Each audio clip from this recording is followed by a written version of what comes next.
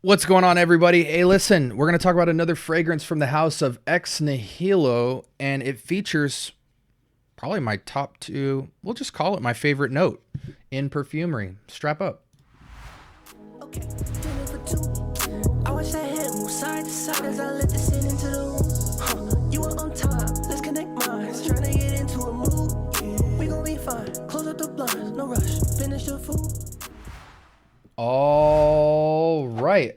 Welcome to the scent bubble. Oh my goodness, this is so low. It's like I'm in a doctor's office. Turn that lighting down. Good grief. Okay, welcome to the scent bubble. I'm your host for the evening. Hey, check this out, man. From the house of Ex Nihilo, we have Vetiver Moloko. Real dope sample here. It's kind of hard for you guys to see the contrast, but it's got this little foam pop out, and there is your tester. Vetiver Moloko. Can't tell you much about it right now, but what I will say is we are going to spray this and get an initial impressions, and while I'm waiting for it to dry down, we're going to see if there's any write-ups on it. I wish this sprayer was a little less tacky, but we'll make it work. Okay, and then skin, just for you guys. I love Vetiver, man. In a lot of ways, I'm not a good Vetiver reviewer because Vetiver really can do no wrong. It's like my child, you know. Even when Vetiver's bad, it's still my child. I'm gonna try and find some redemptive things to speak about with it. So let's. I own a lot of Vetiver fragrances, guys. A lot that are Vetiver forward, a lot that have Vetiver in the base. You know, for those of you who are new to the note of Vetiver, it's a kind of a tall grass, and I'm not sure what part of the tall grass they extract because this grass can get taller than me, you know. So I don't know if they get it at the root level or the top, but I know that all the different ways that it's extracted, it can come off soapy, linen-y, you know, clean, grassy, inky, green. It can just be rendered so many different ways. And so because of that, it can add a lot of personality to a fragrance. But when you emphasize the note, you could have 10 Vetiver fragrances all smell completely different, and they'll all be Vetiver forward. And we'll do that at a later date, you know, my Hall of Fame Vetiver fragrances. But maybe this will get into the rotation. I'm going to let that dry down a bit. It is radiant, heavy on skin. When I say heavy, don't mistake that for projection and longevity. The scent feels heavy, like it has a weight to it. There's a thickness going on. I don't really know what that's from. You get a kind of classic clean Vetiver here. It's obviously earthy, feels close to the ground. It's super clean.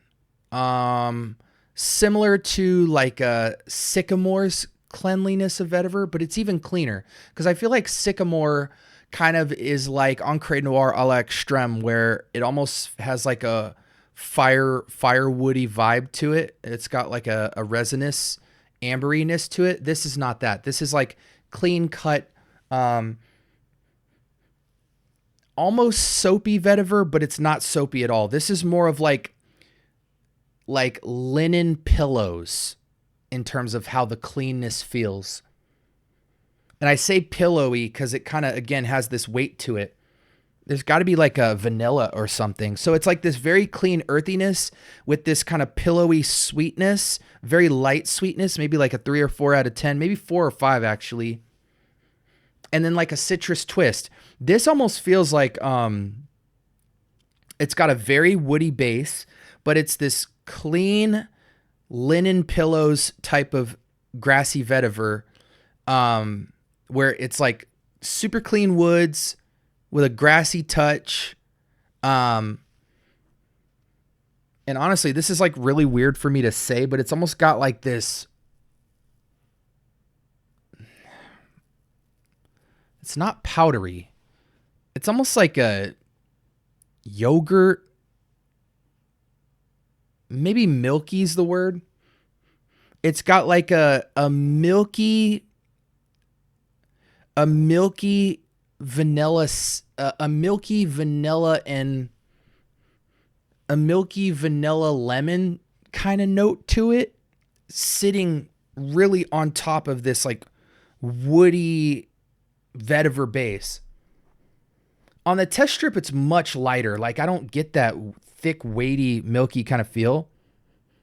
This just feels more like, vetiver and citrus, kind of like a slightly light, sweet, Oolong cha kind of vibe, but leaning way more sweet and more round, less tart. We got to just go straight into the note breakdown. So it's got a 3.97 out of 5, so we can round up there. A 4 out of 5 with 674 votes. So not a lot of people get into this one. You don't hear people mention this one a lot, and it's probably because a lot of people are intimidated by vetiver. I always think if it's weird because people who make fragrances and put the word vetiver in it, I wish they wouldn't do that, because vetiver has such a bad rep to people who aren't vetiver lovers that if they even just see the word vetiver, they're automatically like, there's too much of a risk. Just call it Moloko. That way they have no clue.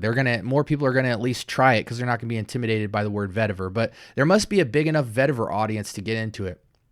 Oh my gosh. Look at this, guys. Milky. That's it. Bergamot, Bulgarian rose up top. Where is that fragrance? Hold on. There we go. This is an eau de parfum concentration. Bergamot and rose up top. I don't really get a ton of rose. The fragrance is a bit sweet, but I feel like it's more vanillic than it is rosy. I get that citrus from bergamot. That's why I say it was kind of like a sweet lemon milk or something. But yeah, it just feels like a kind of like a citrus cypress milk. And that Amyris, if you guys have ever had MFK's Amyris or Amyris Straight, it's got a kind of, not champagne sparkle, but it's kind of got this candied top, like this kind of like luxury candied top with the vanilla. It's like a slight candied vanilla. So picture the weight and texture of an Amyris-y, vanilla, milky, kind of creamy, but it's still pillowy and airy. So almost like a marshmallowy weight blanketed over this vetiver, which is this like woody, clean, linen-y, grassy citrus. So here's the analogy. That's so cool that they actually had what I was describing there. So there's kind of two parts to this, right? And one of them is hugging the other.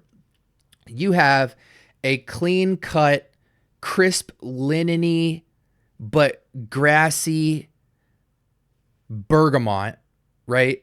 So you have the earthy woodsiness, the grassy tart or bitterness. Then you have the citrus, just like this loud, like boing, And then hugging that like a security guard is kind of this marshmallow whip of like a tiniest bit vanilla.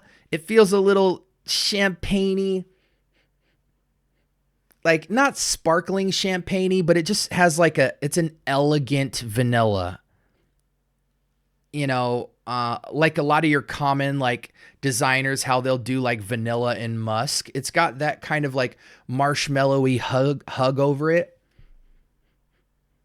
Yeah, it's just like a fancy milky vanilla hug over top this very earthy, classy feel. It is a unisex fragrance, but I do feel like this is perfectly unisex.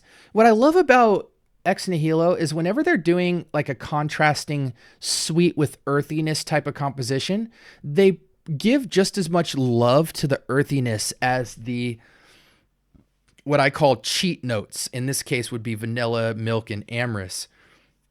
just as much as you get this kind of marshmallowy, elegant vanilla hug, the earthiness is still just trying to lift this thing up. But it is like a classic clean vetiver that mainly feels like a very clean piece of wood, you know, like wood shavings, very clean. It's got a little bit of grassy feel from it because it's bergamonted out. And then that kind of marshmallowy feel. So it's actually very unique. I love it because it's earthy and sweet. So I feel like you get this complex classiness and this kind of rich vibe.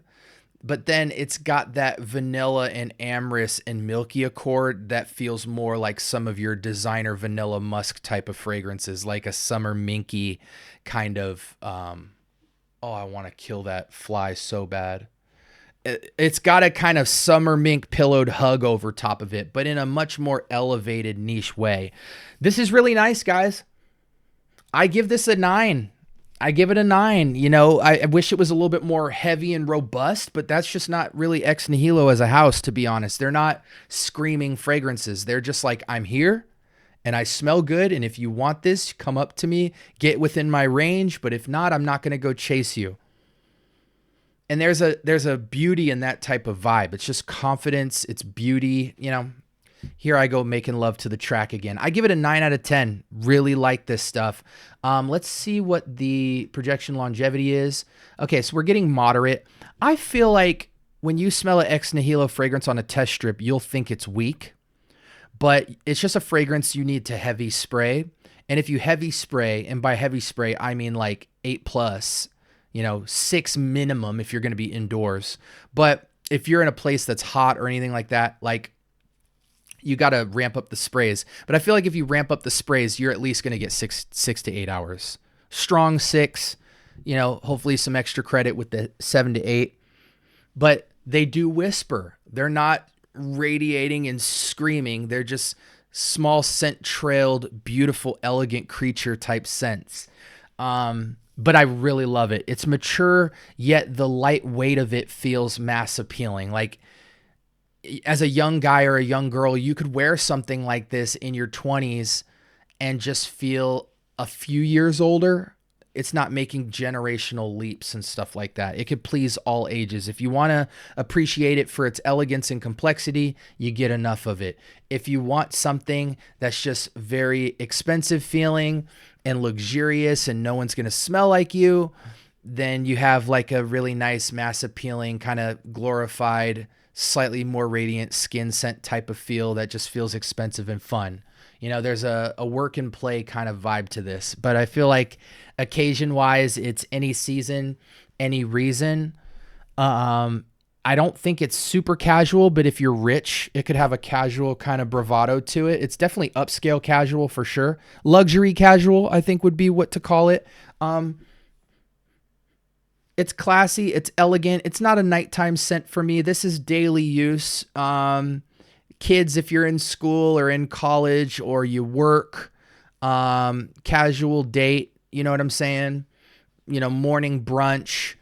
There's a kind of therapy to this scent as well, where it's enough earthiness to really ground you and make you feel good about yourself. It's got a very uplifting one with natureness to it, just as much as it has kind of that summer minky vanilla musk type of feel. So I just think it's a Swiss Army knife. It's dumb reach for everyday wear, but it is a very unique scent too. So this could be like your signature everyday wear. I think whether you're a guy or a girl. I think if you're 25 and down, a lot of Ex Nihilo stuff is going to be hard for you to understand because there's a lot of finesse in the composition. But I think there's flagship fragrances like Talisman and things like that in the line that kind of lean a little bit more playful in their elegance. But this one I think is a little bit more mature. I'd call this like 25 and up, but it's very nice. I think anyone could wear this. Sprays go heavy, shotgun it. I don't think I left anything out. I don't know of anything that compares to this. You know, it reminds me of like sycamore crossed with summer mink. You have this very mass appealing kind of milky vanilla and amberous, which is giving like a luxurious pop to the milky vanilla, soft marshmallowy feel. But then on the other side, you have this kind of fresh, airy sycamore feeling, non-resinous, like clean woody earthiness that feels like it's the niche side as well. So it's almost like designery and nichey at the same time, which I think is utter perfection. People sleep on balance in perfumery. Balance is the difference between something feeling cheap and something being signature and having a lot more versatility. Anyways, have you guys put your nose to this? Maybe I'm just biased because it's a vetiver scent, but I think you should get your nose on it. Absolutely. If you want a unique scent, a signature scent that's versatile enough to go any day, any season, any age group. I think that's always a big feat. So let me know if you guys have put your nose on this fragrance. I haven't heard anyone else talk about it. But I think you should absolutely get your nose on it and get to the boutique if you're ever in LA. Tell them the Scent Bubble sent you. And if you're into fragrance content, I post a heck of a lot of it. So like, comment, and subscribe, turn on those notifications, and stay in the loop, man. Hope you guys have a blessed rest of your week. This was Ex Nihilo's Vetiver Moloko, and I give it a strong 9. Take care, guys.